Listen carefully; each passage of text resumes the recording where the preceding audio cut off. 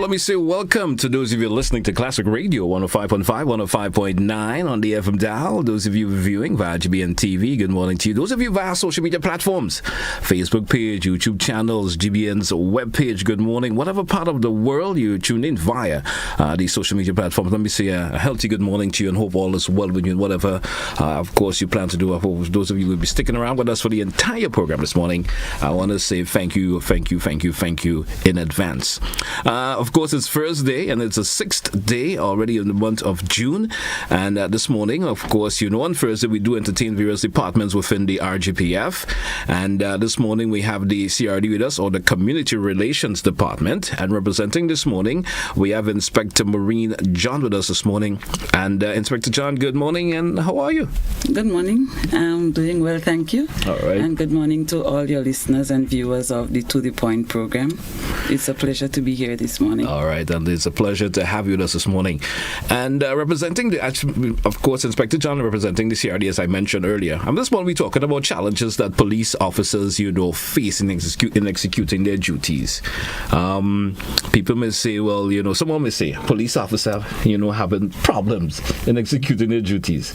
Sometimes it may say something that is a little bit unheard of or shouldn't be happening at all. Because, the respect for the police is something that should have no boundaries. You understand? You should always have respect for the police. So, in executing your duties as a police officer, it shouldn't be something we even should be having a conversation. That's right. And we would wish that was the case, that there wouldn't be any challenges at all. But I think a lot of us are aware that even recently, or maybe we could say even more so in recent times, it is really challenging for police officers in the execution of their duties. And so this program today is really an appeal to members of the public and to raise awareness too, so that persons know that, in your beat, maybe you may be thinking that you're doing something good, but you're actually not doing something good in your actions when police are on the scene trying to execute their duties to the best of their ability. So there are things that persons do, sometimes knowingly, sometimes unknowingly, that really, really cause problems for police officers in the execution of their duty. So it's an appeal this morning for cooperation with the police, and the word you used, I want to use that too. Respect. Yes. Police officers are law enforcement officers, and we are not just doing things arbitrarily. We are guided by law when we take action, and so we want to appeal to persons to have respect and allow the law to take its course as much as possible. Something I just come across the mind. You were thinking, you mentioned it, and it just come to mind. Individuals, knowingly, of course, causing that reason for them not wanting to cooperate. Or a challenge to the police in option, whether it's information, they're just basically seeking information from you and so forth. And you say individuals knowingly not wanting to cooperate. For some reason, why? Let's get into a bit of the challenges, I would say, that officers face in terms of carrying out their duties. What are some of the challenges? So even before we get into the challenges, I just want to put on record that it is a two-way thing. It's not just a responsibility of the general public, but there's also a responsibility that lies with the particular police officer in the execution of their duty to ensure that they do what they need to do in terms of executing that duty. Their manner of approach to that individual. So there is a responsibility that is on the police officer. And I want to say that only because I know there are some persons who would say that in some circumstances a police officer may create the environment that ensues. Yes. But it's a responsibility on both sides. And today we want to look at the fact that there is a responsibility on members of the public as well.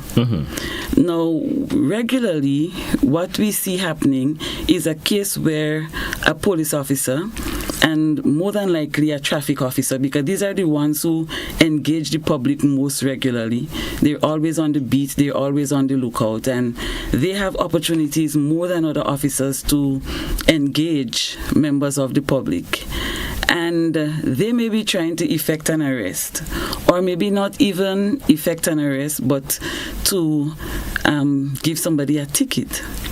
And you would hear sometimes, and you would see other members of the public who are unrelated to the matter. They would say things that would cause that person to resist. They would do things sometimes by maybe trying to pull that person away from the situation. And all these things are challenges to a police officer who is trying to effect an arrest. Now, this under law is termed as obstruction. Yes. So it doesn't mean that if you say something that you're not obstructing. Anything that you say that incites this other person to want to resist the police officer amounts to obstruction. So, and something that I've come to realize is that if nobody says anything, if the bystanders stay quiet, or if they say something that causes the person to cooperate, usually there is just cooperation. Yes. But when persons say things like, leave the man alone, you can't go with him, you can't go with my brethren, these things now leads that person to start resisting and make the situation worse. What happens in those cases, sometimes a fight will ensue. Instead of the person just allowing themselves to be led away by the police officer, a fight may ensue. Now, who does that benefit, really? It does not benefit the police officer, nor does it benefit the person that the police officer is trying to arrest or to apprehend. Mm-hmm. The only persons who get a high from that, if I should put it that way, are the persons who are standing there with their cell phones and so trying to get a video of the situation to make a big hue and cry about it on social media. So we see that happening quite regularly. You're not involved in the situation, you're a bystander. We encourage you to just hold your peace, or if you're going to say anything, say something that would make the job of the police officer easier. Say something that would encourage the person being apprehended to cooperate instead of resist and cause drama, as we put it. All right. Now, the lack of cooperation from the public, especially individuals who's going to be apprehended by the police. Now, how does this affect the peaceful, operation of the police officer wanting to conduct his duty? Yes. So now there are certain guidelines that a police officer should be guided by in the execution of his duty. Now, when there are distractions, it makes it difficult for the police officer to follow those guidelines as they should. Right? So persons on the sideline egging on the other person and things like that, that's a distraction. Yeah. And what can happen there too, it could cause the situation to be exacerbated, and instead of having to apprehend one person now, that police officer may find him or herself in a situation where offenses are being committed around him by other persons while he's trying to do this one arrest, and then it makes it a case where now he has to try to keep the peace in a much bigger way, because there are other persons now committing breaches of the peace as well. Yeah. And confusion, that's what it causes, really. And it could cause a police officer to lose his focus. And when a police officer loses his focus, many things can happen. I agree. And police officers are human beings too. That's right. Yeah? And somebody who feels threatened, and again, there are persons who would go so far to threaten the police officer that if you go with him, whatever is going to happen, and we are not going to take it like that. And people speak of revenge and all those things. Now, when you're trying to execute your duty under those circumstances, it could never be an easy thing. And it may cause you to rush to judgments that are not necessarily best for the situation at hand. And then, what do we get after that? Public outcry. Talks of police brutality, talks of police being heavy-handed, talks of police officers not complying with the law. Yeah. These are all the kind of things that you would hear.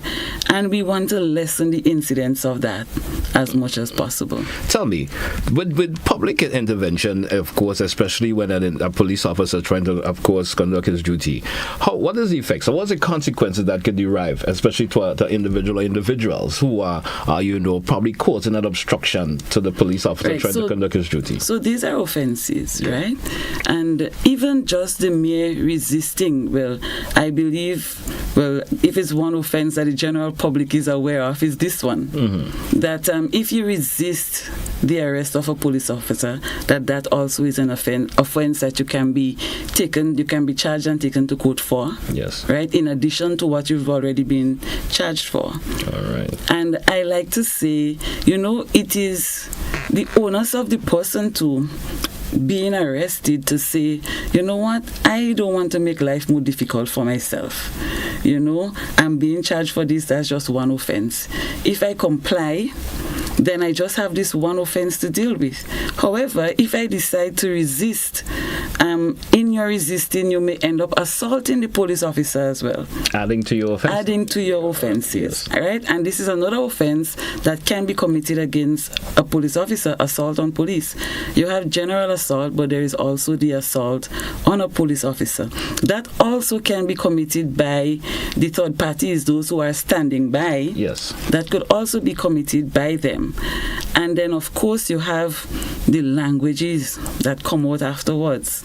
The abusive language, obscene language, which is still an offense on our books in Grenada, right? The threatening language and all that. All these are offenses that can be committed in one situation. And of course, offenses that you can be charged for and offenses that you can be taken to court for. And the police officer may not necessarily arrest you at the scene, but these are offenses that you can be summoned to court for when you commit those offenses as well.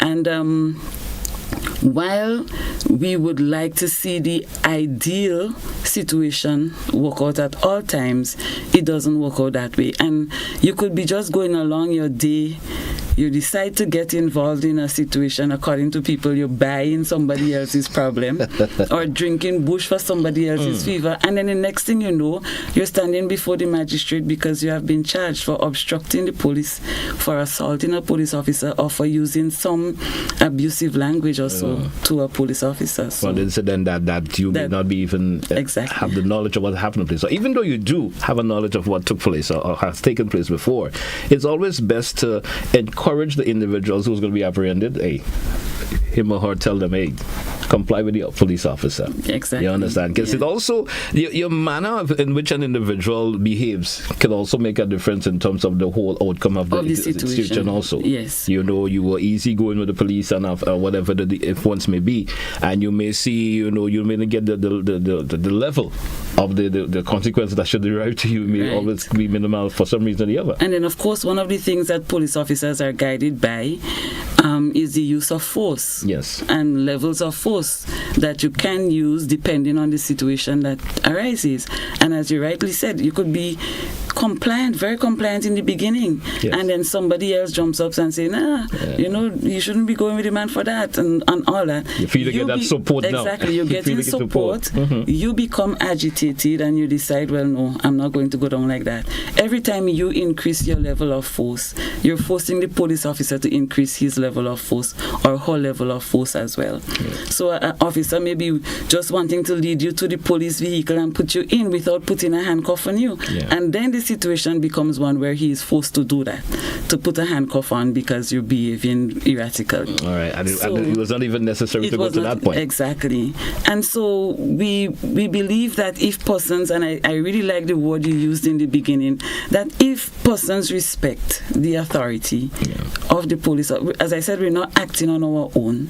We are acting because we have the authority to act. And if persons feel that somehow the officer didn't act in the correct manner or what the officer did was not warranted, then there are avenues for redress.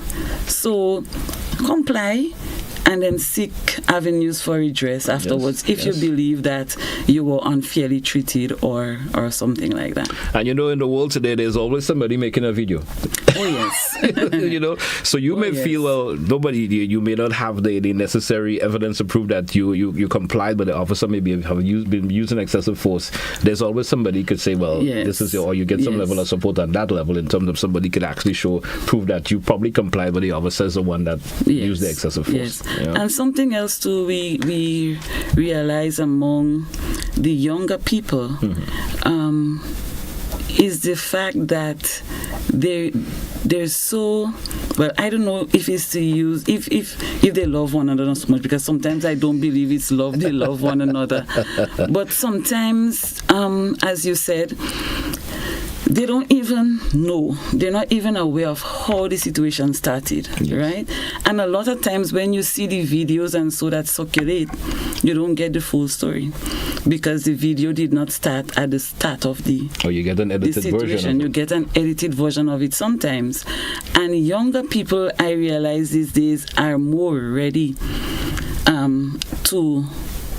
to come to the fore and say, this is my brethren. If I have to stand in the way so that you won't go with my brethren, then I'm willing to do that. They call themselves a brotherhood. They call themselves, that's my brother. That's my brethren. You can't go with my brethren like that.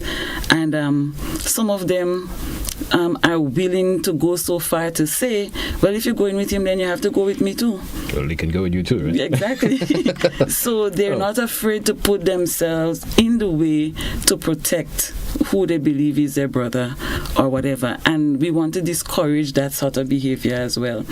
And immediately, because phones are so available too, before the incident could maybe reach into the second minute or so, they call others and others, others of and the brotherhood. And then they start circulating. Exactly. And circulating. What is the option of best practices that you will advise, civilians on a whole, and even even for the police officer? What are some of the best practices that they should adhere to? Well, cooperation is the main word here. Whether or not you believe the police officer is acting appropriately, and that's the next thing. How would you know? I think our nation, we sometimes get ourselves into situations because of lack of knowledge. And I always say to young people in particular, the laws of Grenada are readily available. They are online now.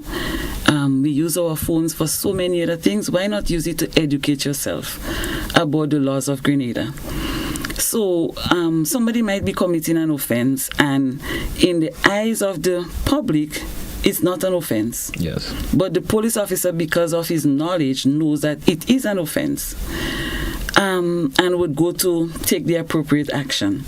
Best practice, a police officer must, well, if not in uniform, if in uniform, they would, identify themselves still. This is, I've seen you committing this offense, and as a result of that, I'm taking you into custody for this offense.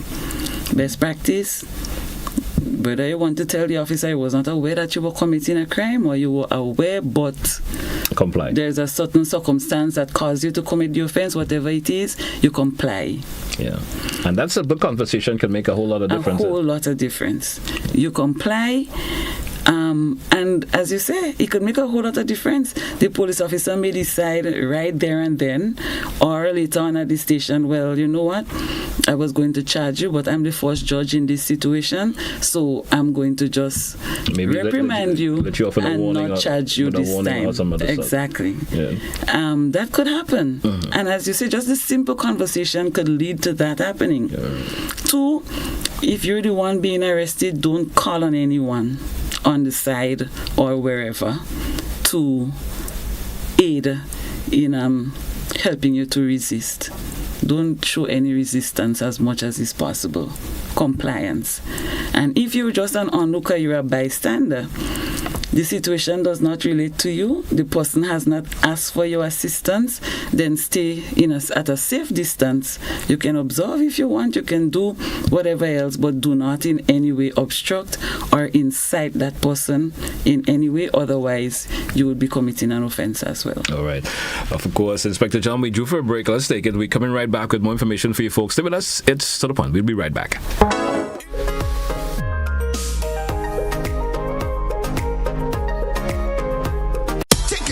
Street Dance Competition is here once again.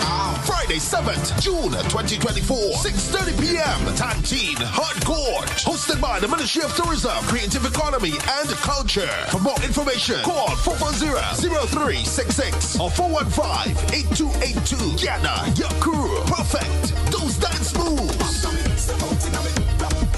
Come out and be fascinated by Grenada's best street dancer. Take it to the Street Dance Competition. Friday, June 7th, 2024. Don't miss it. Where are you from? Where are you from? Ladies and gentlemen, the time has come for Grenada to laugh again. Heritage Theatre presents Spice Laugh Comedy Bash 2024. Saturday, June 22nd and Sunday, 23rd June at the Trade Center in Grandance. And on Sunday, 30th June at the Deluxe Cinema in Grenville. Showtime, 7 p.m. every time. Featuring some of Grenada's best ambassadors of comedy. Robert White. I'll line up behind the yellow for 9 elections straight. I changed for 9 times to lose the last election. Why? Because I'm always on the losing side. Dillion Walters. It's the Mauraen I couldn't take. I don't tell Molly didn't know. Kareem Alexis. And other outstanding comedic performances. All coming to knock you off your seats with laughter. Get your tickets now. Bring out the entire family. Tickets are $60. It's time for Spice Laugh Comedy Bash 2024. The place go flood with laughter. This moment is all that I've been dreaming of. Well, focus. Cricket, lovely cricket, as we bring you ball-by-ball commentaries of the T20 World Cup. The Cut and Drive Network, in association with this radio station, are pleased to be a part of the excitement. Join me, Andrew Mason, as I lead a team of top-class cricket commentators right through to the finals on June the 29th at the historic Kensington Oval. Cricket, lovely cricket, on this radio station. You got a date, so don't be late. This moment is all that I've been dreaming of. Well, focus.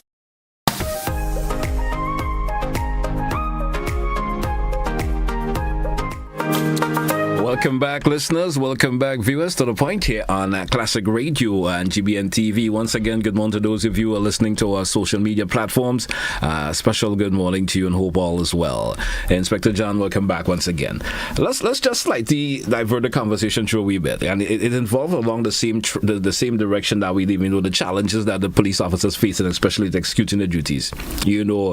From leading from false information, prank calls, etc., etc. How important is this for the police officers and for the public as a whole not to do these things? Right. So what false information does is, and as well, you could twin them, because a prank call to the police is giving false information as well. Okay. Right? Or you walking in and giving information that you know to be false. It equates really. So what that does is redirect the resources of the police to an area where it is not required, while those resources could have been gainfully employed otherwise. For example, can imagine a prank call being made to the fire department that there is a fire in a certain area. No, these are not things that the fire department will take lightly. There is a fire, they would get into action and they would move to the direction of the fire that has been given. Now, to get there to realize that there is no fire, they would have used the resources of their department to get there in the first place. Now, what if while they're on the way to that prank fire, there is an actual fire somewhere else where their resources are needed, and they are en route to what they perceive to be a fire because they got a call that there is a fire. Right? Now, understanding the limited resources that we have, we understand what chaos that could cause. So while there's a building burning down somewhere, fire officers are on their way to put out a fire that doesn't exist. Yeah. Waste of resources. And we always encourage, we have that happening with children a lot. For some reason, 911 is an easy number for them to dial. And I've heard children admit that they play around with the phone and just call 911. Even though it's a good thing for parents to educate their sons and daughters in relation to that, learn, because you never know when there's going to be an actual emergency that they do have to call. Yes. But also parents should take the liberty of also telling their children to use it for the right purpose. For the right purpose. And that's one of the things that we did as police officers in the past. Well, it happens still, but we try to tell children, you use emergency numbers only when there is an emergency. And I remember during a summer holiday, was last year, maybe, I was attached to the Special Victims Unit then. Yeah. And because we went into the schools and we taught the children the hotline number for the SVU, during the holiday break, we got a call, and children were complaining of being bullied by a bigger child in the village. And we commended them, for using the hotline, but for using it for the right reason. The right purpose. Mm-hmm. And we need to... not just parents, but schools, anywhere we get the opportunity to encounter children, we talk to them about those basic things. You don't make prank calls to 911 because you can cause somebody to lose their life because of your prank call. But there are adults who get involved with that too. Yes. Idleness maybe.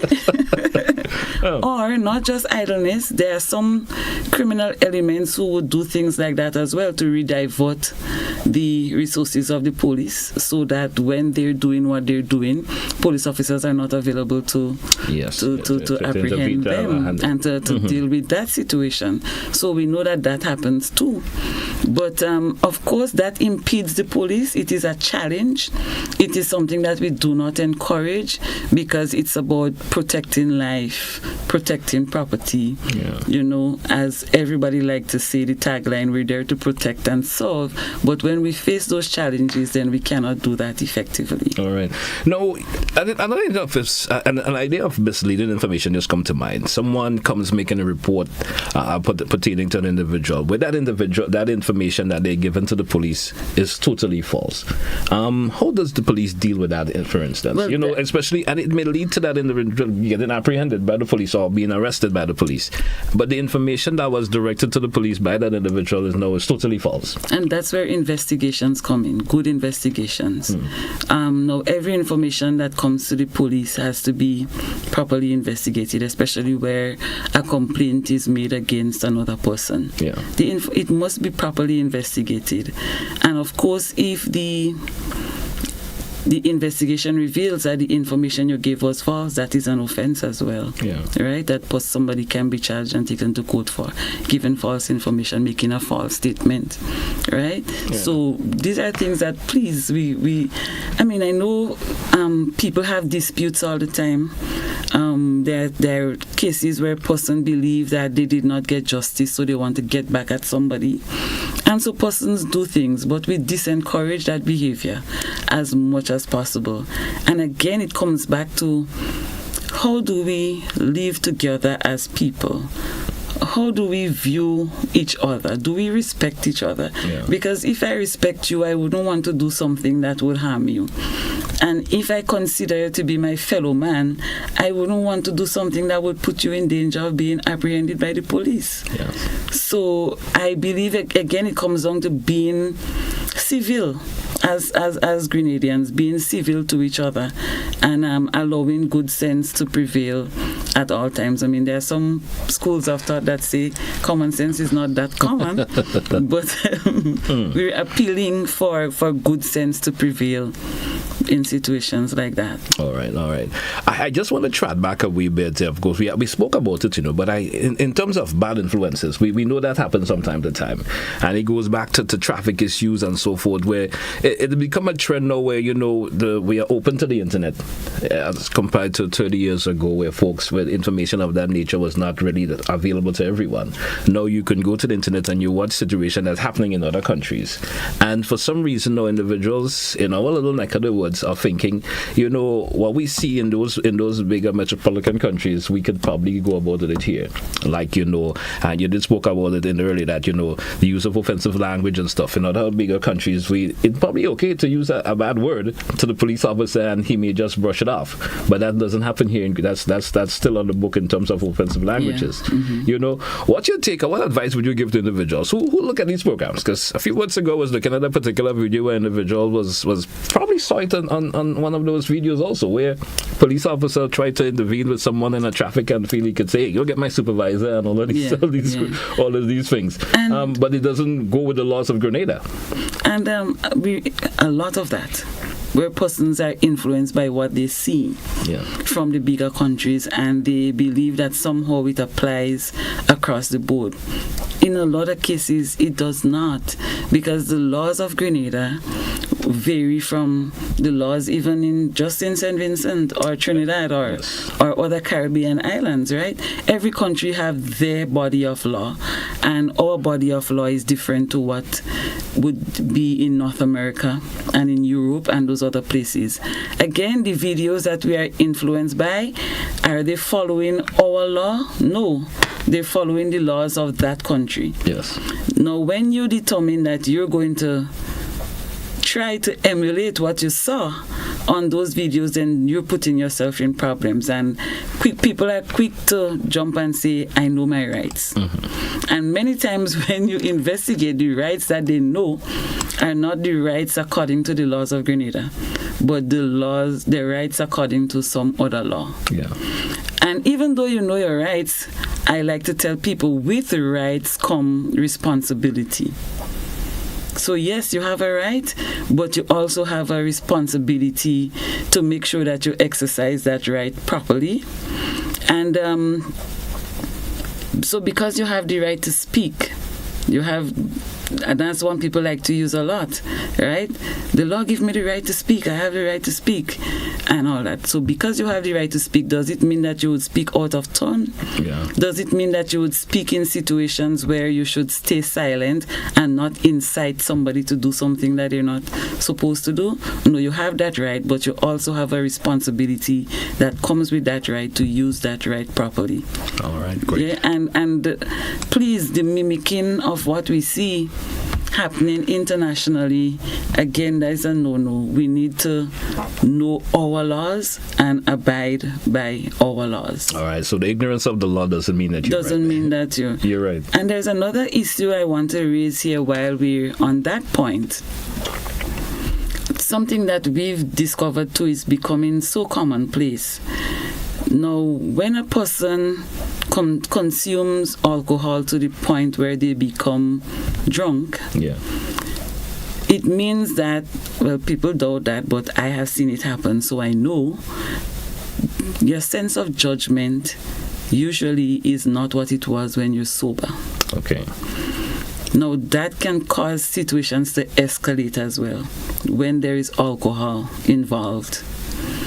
And it is very challenging, I could tell you, for police officers when having to deal with drunken persons who have committed offenses. And somehow people believe that drunkenness is a good excuse or a good defense for an offense that they have committed. But it is not so. You cannot say, I was drunk, so that's why I did that, so you should pardon me. Mm-hmm. I was drunk. If I was sober, I would not have done that, so you should pardon me. It doesn't work that way. And it's even worse when it's a group of drunken persons. Yeah. No one can help the other, really. No one has the presence of mind to say, well, you know, we shouldn't behave that way. Well, you know, we should comply with what the police officer is saying. It's a group of drunken persons, and it makes it even more challenging. I know that there are lots of young people who believe that they cannot have fun without using alcohol, or they cannot have fun without getting high. But what happens when you get drunk and when you get high? You run the risk of committing an offense in the first place. All right. Something that you may not do when you're sober. You run the risk of committing an offense. You run the risk of having to become engaged with a police officer because of the offense that you have committed. You run the risk of committing more offenses when you're engaged by the police officer. Alcohol just makes the situation worse. And while, yes, there are a few persons maybe who, when they get drunk, they would become quiet and they would sit on the side, there are others who become excited. There are others who talk and act and do things that they wouldn't normally do. And again, we encourage young persons, this new trend that we're seeing where everybody's fetting and there's a bottle in everybody's hand. I mean, those bottles themselves pose a challenge because they can cause damage not just to you, but to the police officer who is trying to apprehend you. And we discourage that kind of behavior as well, this kind of wild behavior where the drinking is so excessive that, you know, this whole group of drunken persons and they smash bottles and they, you know, do things that just they wouldn't do. Is that's kind of out of character. Just being under the wrong influence, exactly, as you understand. I mean, sometimes it's not only the alcohol gets them the wrong influence, because folks, the mixture of different substances gets people to get give them the wrong influence. And that is a challenge as well. I mean, a huge challenge as well. And especially during the festive periods when, you know, it's unending drinking and all that, it becomes a challenge. And we want to discourage that kind of behavior as well, especially among our younger people. Let's take a break. Of course, Inspector John, when we come back, I want to spend some time in terms of speaking a wee bit on offences. I wanted to spend a little time in terms of, you know, individual that harbor criminals for some reason or the other. What does the law speak about that and so forth when we return? All right, stay with us. Hey, folks, stay with us. It's To The Point, Classic Radio, GBN TV. We'll be right back.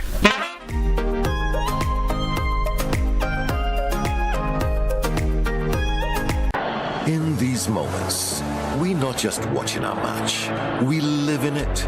44 million fans, 11 players, one flow. Leading we colors, celebrating we greatness. Wherever it's played, Flow is proud to be a part of it. This is We Game.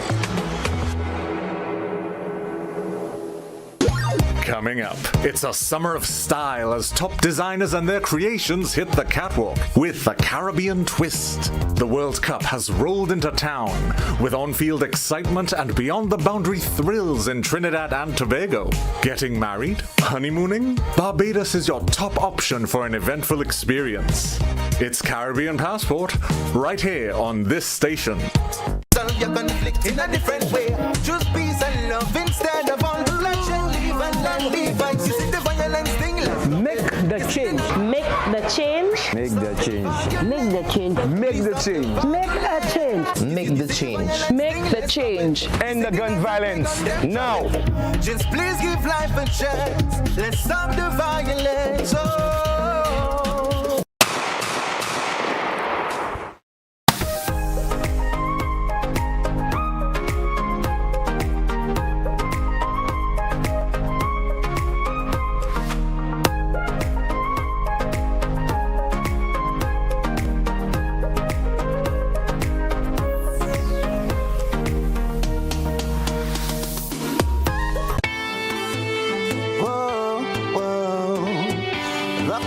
We say, yeah, GBN we say, arts and culture living, yeah. Rock the box we say, I'm telling you, rock the box, rock the box, rock the box we say, I'm telling you, rock the box, rock the box.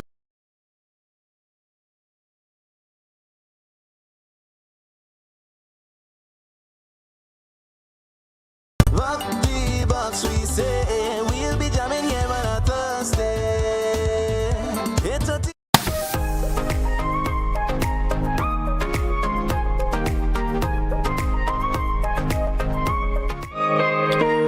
Welcome back, listeners. Welcome back, viewers, to The Point for today, Thursday. And with us this morning, the Community Relations Department of the RGPF. And with me this morning is Inspector John. And we speaking a whole lot this morning about challenges the police officers face in executing their duties. And before we wrapped up for this break that we took a while ago, I did mention to Inspector John in relation to offences.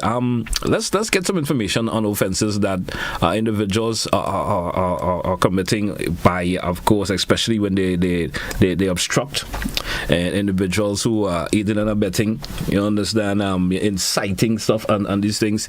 And also want to talk about harboring criminals. Someone may say, well, the police officer is looking for him and her, so I'm not gonna give the information as it relates to that. Let's get some information on that. So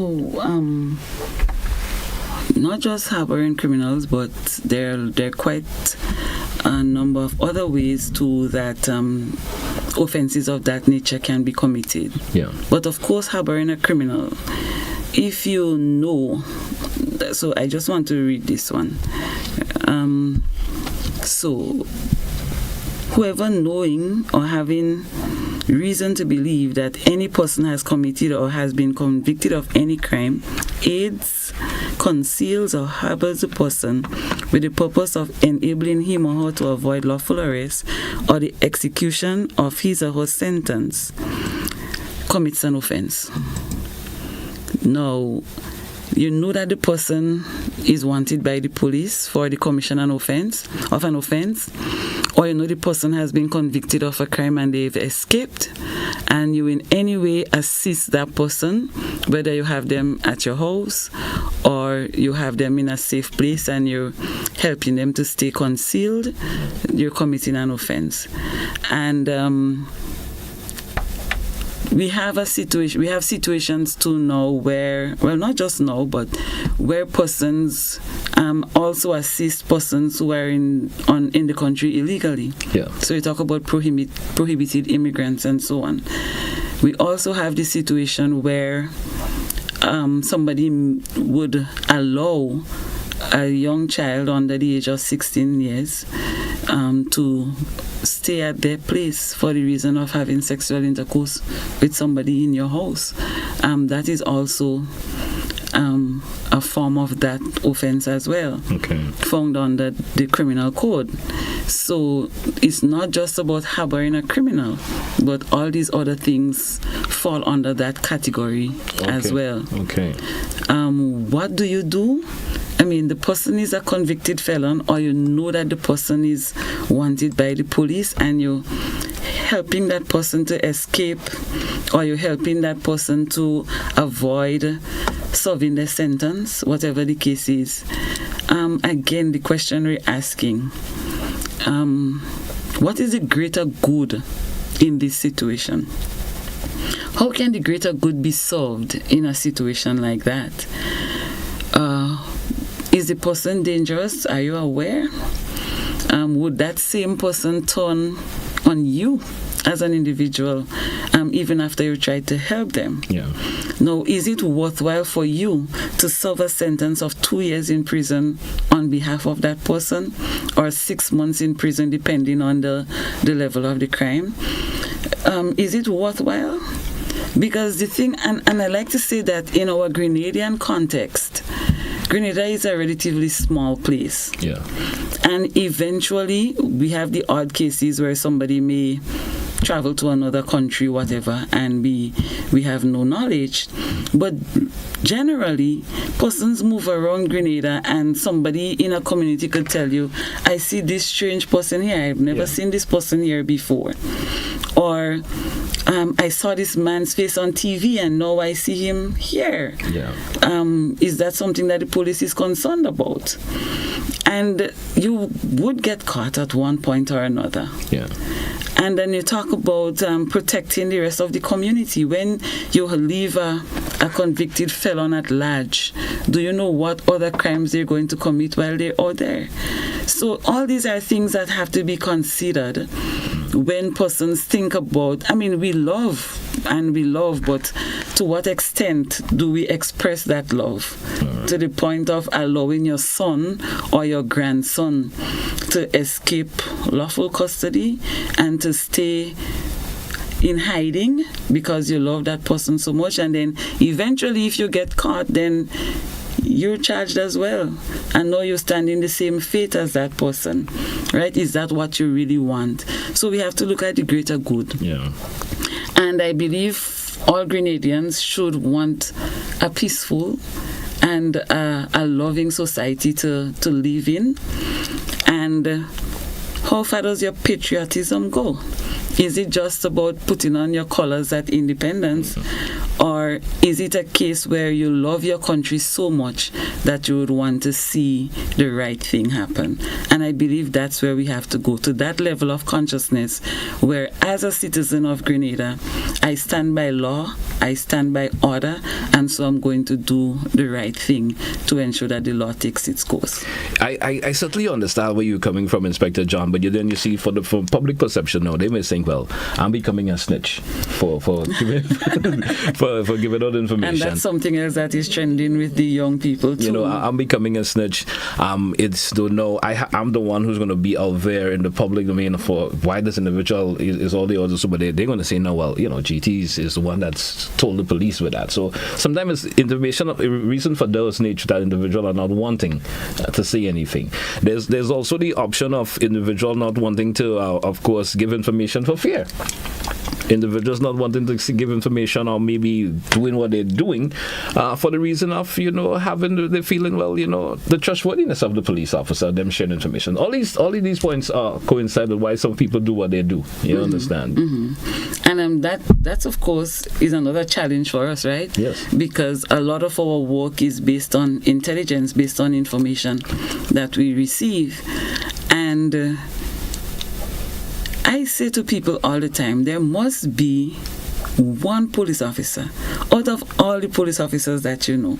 There must be one police officer that you trust. Yeah. One police officer that you have confidence in, that you know that if you give that police officer some information, it would be treated with the strictest confidentiality. In addition to that, you have the option, you know, to just call and give information without identifying yourself. Anonymous on it, yeah, be anonymous. Do like some other persons. Go to our social media platforms as well and just send a message anonymously with a fake profile or whatever the case may be. There are ways that you can counter that. All right. And at the same time, keep yourself safe and help us to keep Grenada safe. All right. We do have a caller online. Let's see what this caller has to offer us this morning. Caller, welcome. Good morning. Good morning, Mr. Telesford. Greetings. Good morning to you, to your guest, the police representative of the Royal Grenada Police Force. Very interesting conversation and details coming from the officer, I must indeed say. I congratulate her in her fluency, except I would like to recommend that you pay a little attention to the use of the structure would have plus the past participle. But this is beside the point now. All right, let's go. It's interesting to hear these things, but I do believe as we move a little faster that there are a couple of things that we have to sort out first. Why is it that the police has, as a unit, have all these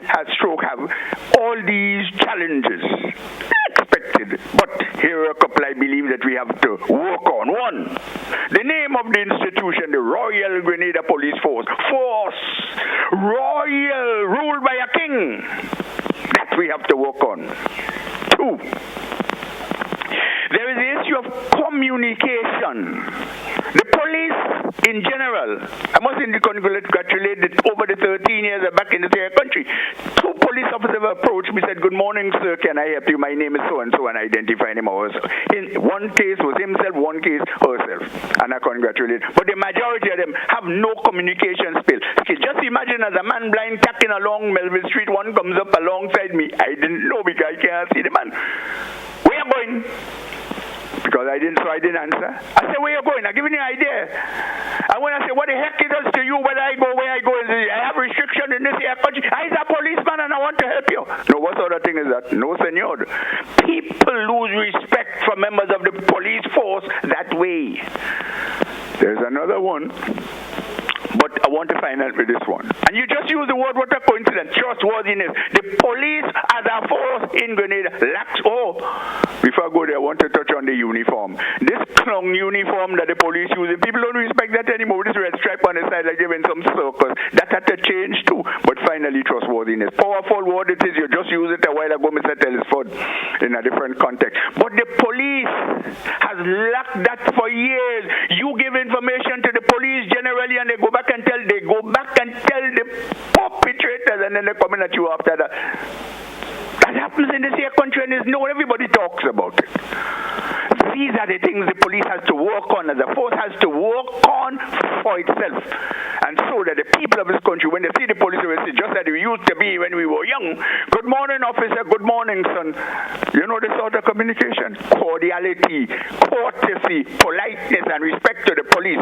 That has to be rebuilt. These are just my four contributions for you.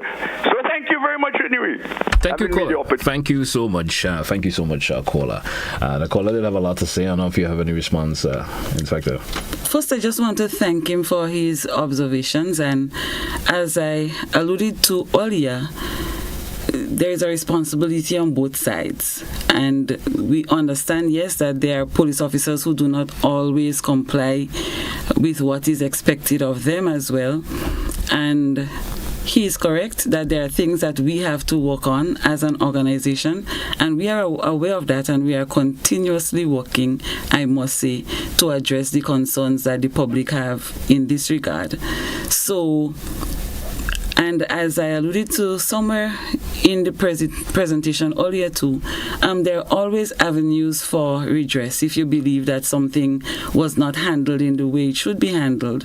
So we encourage persons to not be afraid to seek those avenues out as well. All right, great. Let's entertain another caller. Caller, good morning. You're welcome.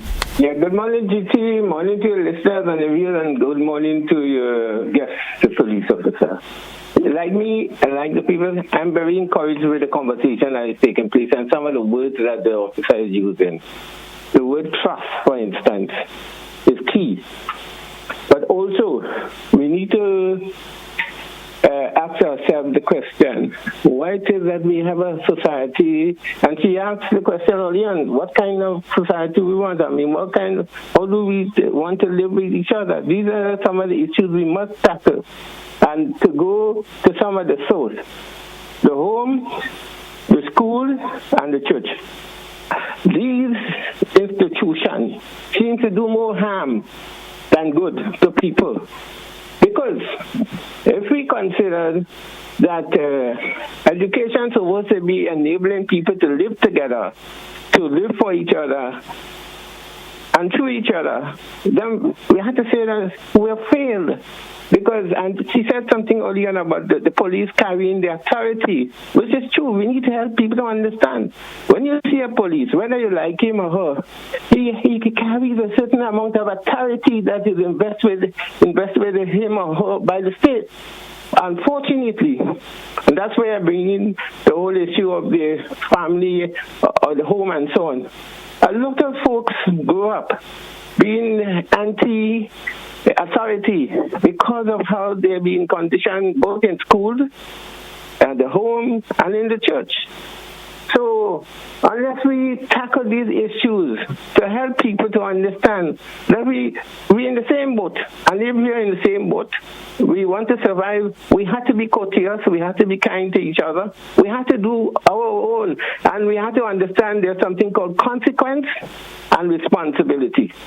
If we do the things that are not consistent with expectation, I'm not talking about conformity, blind conformity, but I'm saying about certain basic rules, basic human conditions, we are going to reap, negative benefit. Thank you very much. I could go on, but I don't want to. Thank you, caller. Thank you so much for your contribution. Any response, Inspector John? I agree that there's a responsibility that the other institutions that he named, the home, the schools, and the churches. But I think too we need to get every individual to understand that I have a personal responsibility as well to be a law-abiding citizen. Yes. I have a personal responsibility to ensure that I have a code of ethics, I have a code of morals that I am governed by. So yes, the institutions have a role to play, but I think a lot of times we neglect to give persons or let persons know that they have a personal responsibility as well to ensure that they do what is right and what they're supposed to do. Okay, let's have entertain another caller. You're welcome, caller. Good morning. Yes, good morning to you, GT, and how are you today? Not bad. Go right ahead, please. Have a good day and good morning to the officer. I want to congratulate you because I've been making some observation over the months, and you have grown. Your confidence is up, and keep that up. I believe we're really trying to solve the problem. There's a breakdown in society. Yeah, there's a breakdown in society. Sometimes we say there is no justice in the law. Reason why when the people at the top do so much wrong thing, they get away, and then the people at the bottom have to pay the penalties. But here is where we're going to solve the problem. We want to mandate children stay in school at 17, but I went to school at 5, and I came out at 14, and I could hold my own. I didn't travel, but I could hold my own. How come that you send your children to school at 2 to 18? And they're coming out not being able to read and write. Where is the problem? We have to identify where the problem lies. But here is something. You have the teaching resource, which is the teachers and those who teach our young ones, so stressed out with social problems that they can't solve the problem by themselves. But no one wants to help themselves with the problem. Yeah? We can't put even the 20-year-old, 25, 30-year-old to work.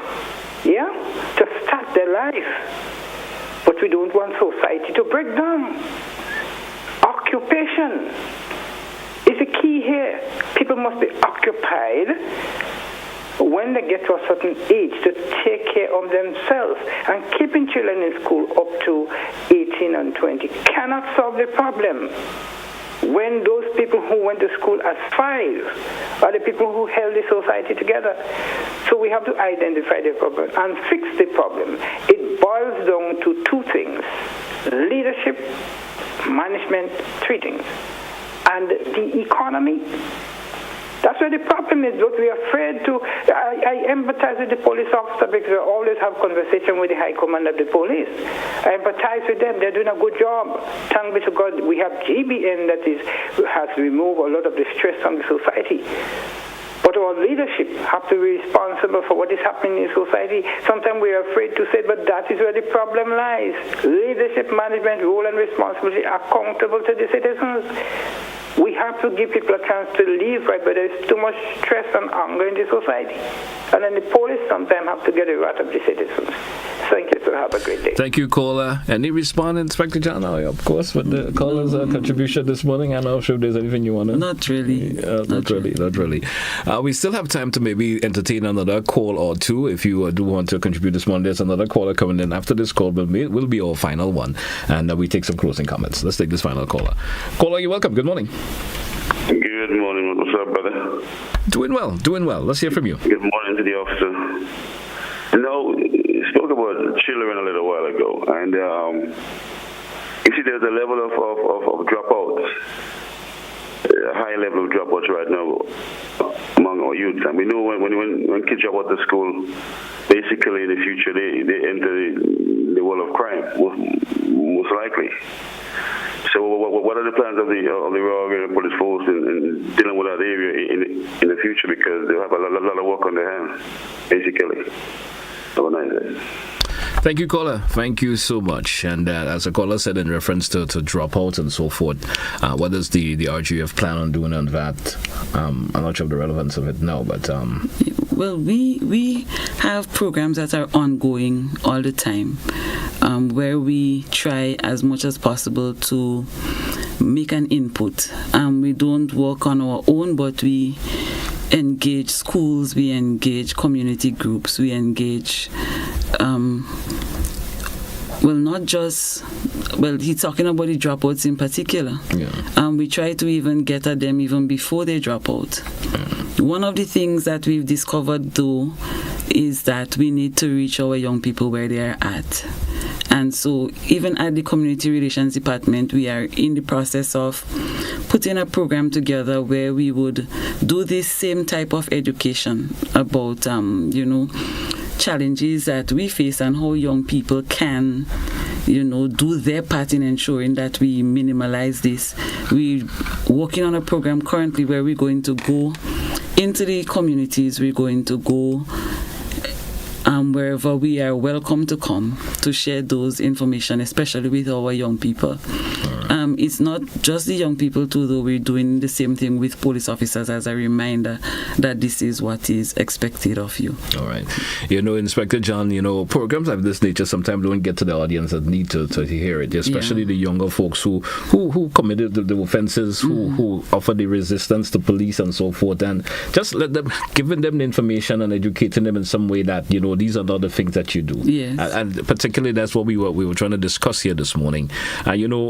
The individuals who are listening maybe are the ones who may comply, and the individuals who may not even know that what they should do or the way they should behave, especially when a police officer approach them. Should I just curse off the police because he's approaching me, because I hear all of my friends talking about police in a particular way, and sometimes these individuals don't get the option of listening to programs like this that share that particular information. So I want to thank you so much for coming this morning, and I hope that the individuals who are listening will take the time to share it with somebody. Share it with someone and pass that information. Anything in closing before we take a wrap?